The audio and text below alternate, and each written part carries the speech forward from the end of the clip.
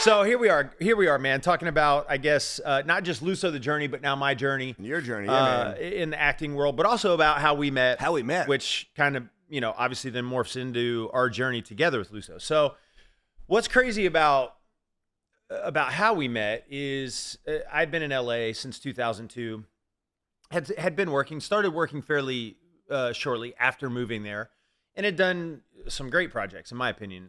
Big Bang, 2.5 Men, Generation Kill. By the time we met, I think I'd done 1 or 2 episodes of S.H.I.E.L.D. Yeah.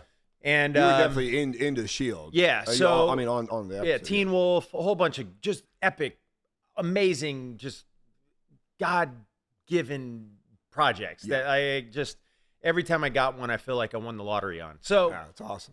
Anyways, but I grew up. I grew up Southern Baptist. Grew up in a Christian home, and if I wasn't at school, I was at church. That's just how we were raised. Sunday morning, Sunday night, Wednesday night, we just were at church. So just by happenstance, all my best buddies were from the youth group, and that's where I spent most of my time. And growing up, though, I had the most epic youth pastor named Dave Tarkington. Right, Tarkington. Yeah, that's right, Brother Tarkington. Tall now too. Shoot. Oh, he's tall. Is he taller than you? He's taller than me. Is he 6'8", 6'7"? Yeah, he's like my grandma he was like 9 foot tall in the dark alley. But he's tall. He's taller than you are. He is taller than me. So when I was in youth group though, so Dave had just come on.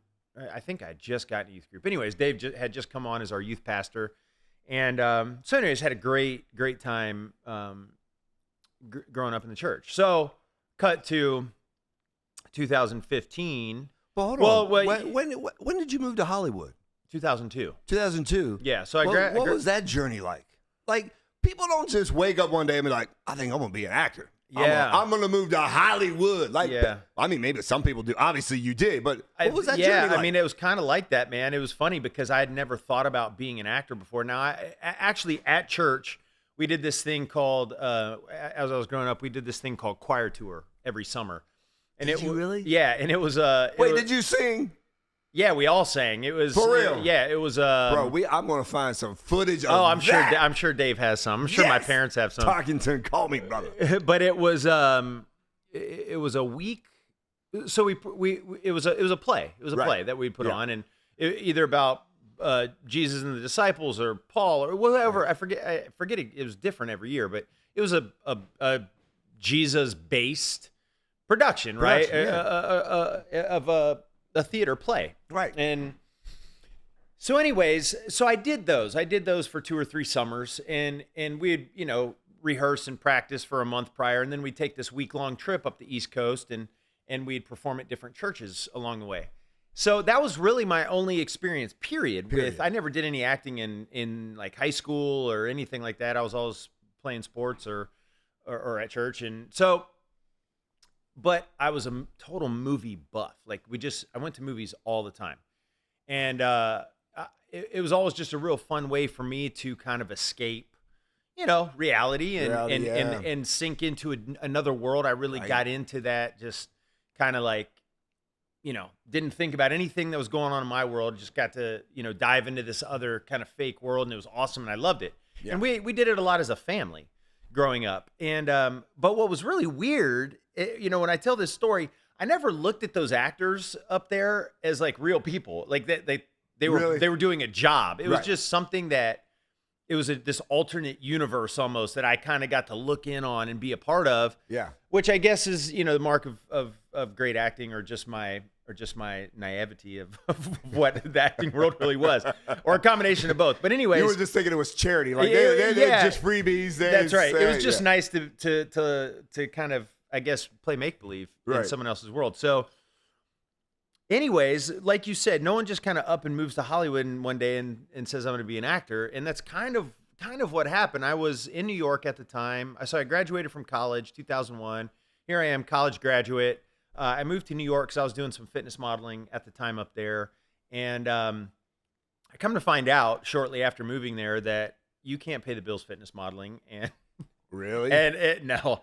and I hated modeling anyway. And I was just like, man, what am I doing? Was with there my a lot life? of compromise in the modeling world? No, I mean, it wasn't so much that for me. I was always very clear about what I was going to What do you and would not and not do. do, yeah. It was just, they don't pay any money for fitness modeling. Really? You make all your money in the modeling world. There's a ton of money in high fashion. Okay, gotcha. You know, doing runway shows for big designers, photo shoots for Vogue and those high-end fashion magazines. I was 6'4", 240 pounds. Like, I wasn't fitting in nobody's suit, right? I wasn't walking down anybody's catwalk. Like, so like all they wanted for me was my shirt off and like a pair of skivvies working out, right? And they just don't pay money for that, man. They call that a thong, bro. Right. Yeah. So anyways, I was like, man, what am I doing here? I'm a college graduate. I'm catering at night. I'm broke as hell. Well, hold on. What college you go to? Clemson. Yeah. So I graduated in 2001, Clemson. Go Tigers. Go Tigers. And which was a great experience. I actually transferred in the same time Tommy Bowden did in '99 and ended up walking on to play football there. Made the spring team, which is a huge accomplishment, and had a lot of fun and ended up not playing past that due to an injury, but great experience nonetheless. So like I said, I go on to graduate, get to New York, and so yeah, just trying to like survive. I'm living in this model house that the agency owned with like 8 other dudes who were rotating in and out all the time because new guys were coming in and other guys were leaving or quitting or getting their own place or whatever. It was just brutal. Yeah, that sounds brutal. So anyways, but one of the guys that actually lived in the house, he was a fashion model and he was killing it. Like, really? Oh, dude, just killing it. He was like flying to Milan and doing this catwalk and shooting for Vogue and like just doing all this. And as he should, he was freaking like one of those dudes, like 160 pounds, 6'3", blue eyes, black, like stud. Not right? 6'4", 240. That's right. He was a coat hanger. And that's exactly what high fashion models are supposed to look like, at least then, right? I like that. So anyways, he's absolutely killing it, just making money hand over fist. And here I am just like destitute, like sitting in this, like just trying to figure out my life. Anyways, I'm sitting there one night and he's about to walk out the door and he's like, hey, Brian, what do you, now mind you, I never just sat around. I was always trying to hustle and do something. But this particular moment, I'm sitting in our kitchen and I'll never forget. I was sitting in the kitchen. I was watching this movie called The Replacements. With Keanu Reeves. It's a football comedy movie. Oh, okay. Right? Yeah, Great movie. Yeah. So I'm sitting there watching it, and he walks by. He's like, hey, what are you doing? I was like, nothing. He was like, hey, I'm about to go to an acting for commercials workshop. Oh. I just signed up for it. I'm going to go tonight. It's like my second or third. You want to come? Right. And I'm like, sure. Why not?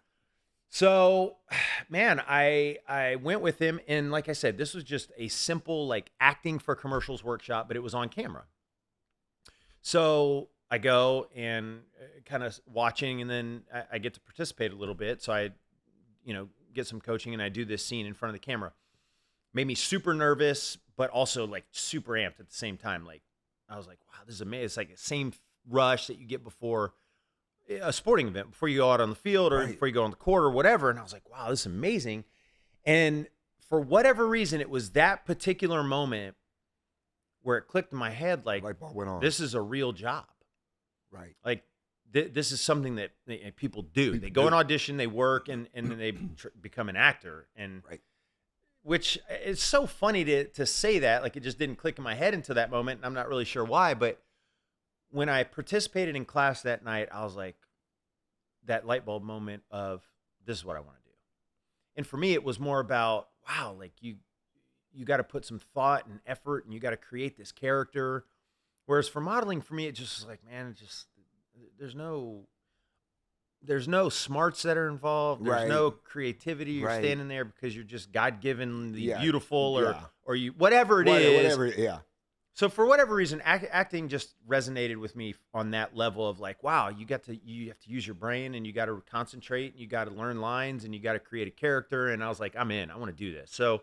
Was there something about the creating of the character that also drew you in? Like, it was all of that because it meant that you had to work at it. It meant that you had to study, and it meant that you had to pay attention to what was on the page, and and create a character around those lines. And so, anyways, that weekend, man, it literally, I think that the class was like on a Thursday or a Wednesday, and that weekend I packed my car and drove back home, left New York, and I told my parents that I want to move to LA, and I had never been west of Colorado. Really? Didn't know anybody in LA with the exception of this one manager who I had met while I was in New York, and he was an acting manager. And I had bugged the hell out of him when I met him over a weekend of this big scouting event for models and actors. And he had brought along with him one of his clients at the time, who was Chad Michael Murray. Dawson's Creek, One Tree Hill, right? Yeah. So I recognized who Chad was, and I was like, okay, this guy must be legit. Legit, right? So I'll never forget, I went up and introduced myself, and he immediately was like, nah, you're too big. Like, really? You'll never be able to too act. Big? Yeah, he's like, you'll never be able to act. So now, you granted, didn't fit into the modeling, and now you're being told, wow. Yeah, like you'll always just play the bouncer. And Really? so he totally blows me off. Well, I just bugged the hell out of him that whole weekend. Did you? And I'm like, John, hey, every time I'd see him, hey, John, what's up, man? Just kind of let him know that he didn't deter me. Right. So by the end of the weekend, he had given me his card. So anyways, I drive back home that weekend, and I call him a couple times. Hey, man, I'm really thinking about, coming to LA. What do I have to do to study with you, or you represent me? And right. And he, again, just blowing me off. Brian, you played football. You played all these. You won't have any emotional availability.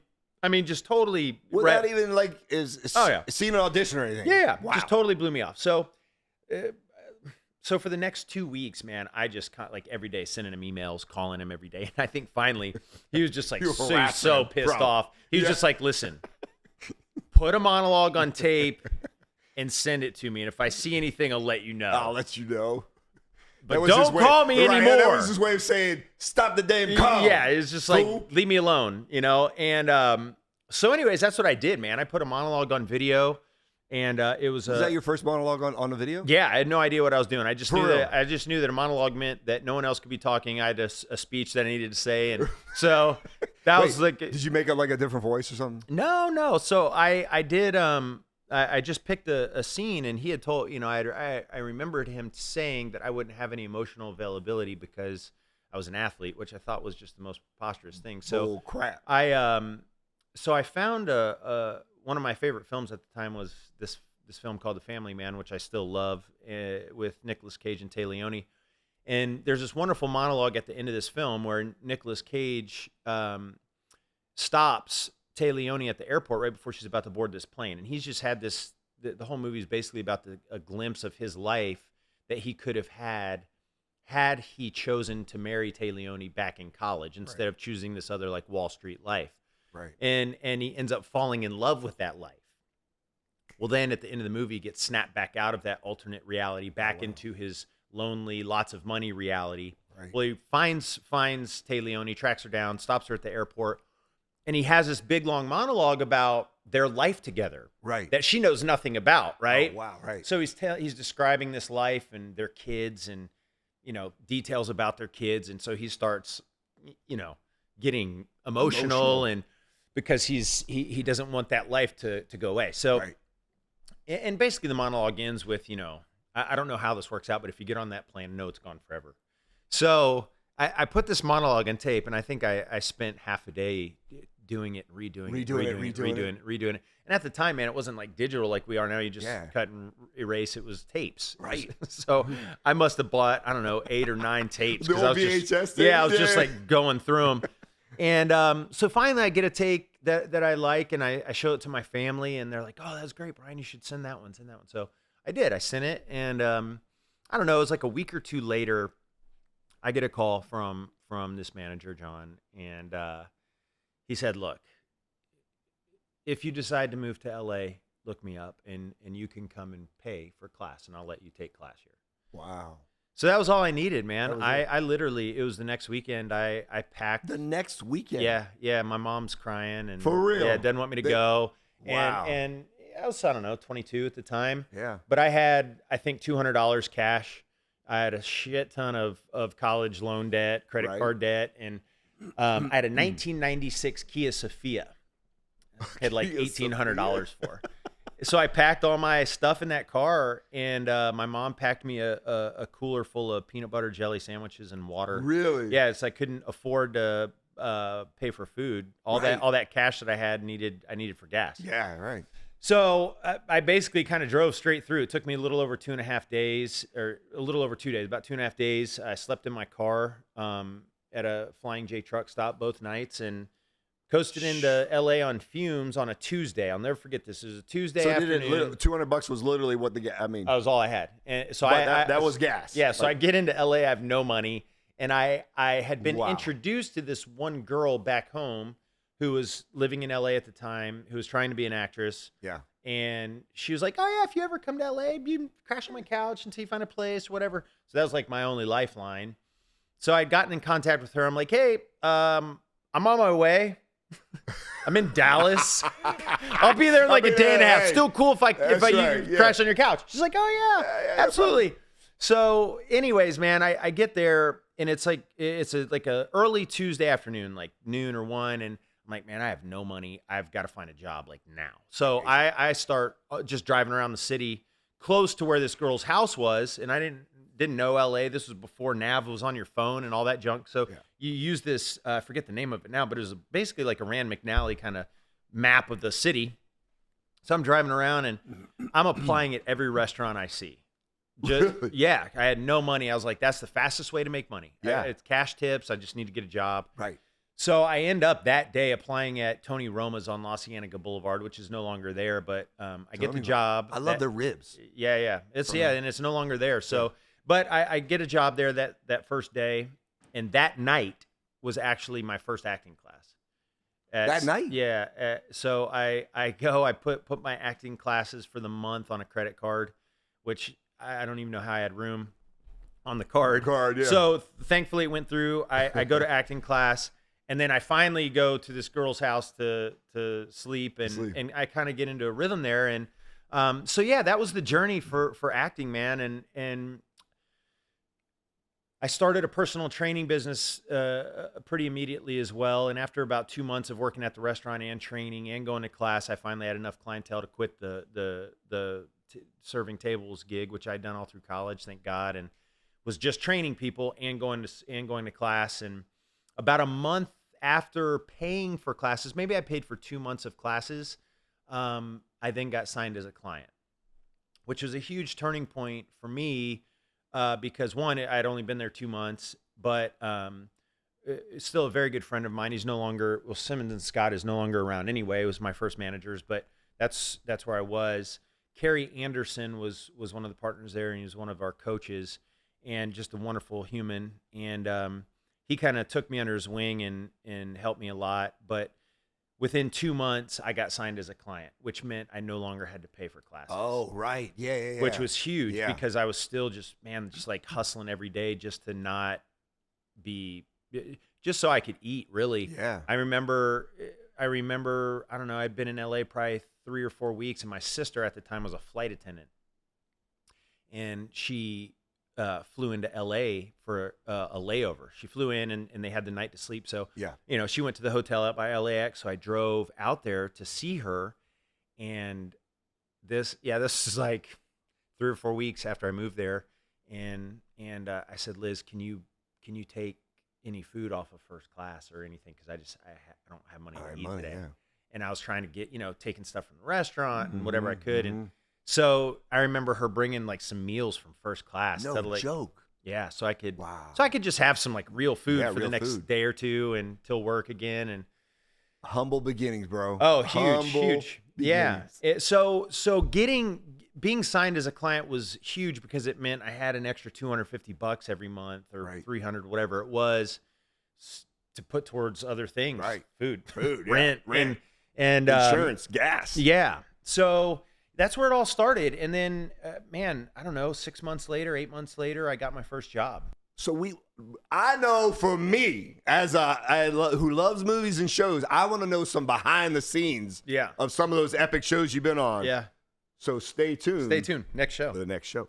Yeah, the journey has been amazing, and we want to invite you guys along. So click the subscribe button. Hit it now. Yeah, that's right. Hammer it. A few times.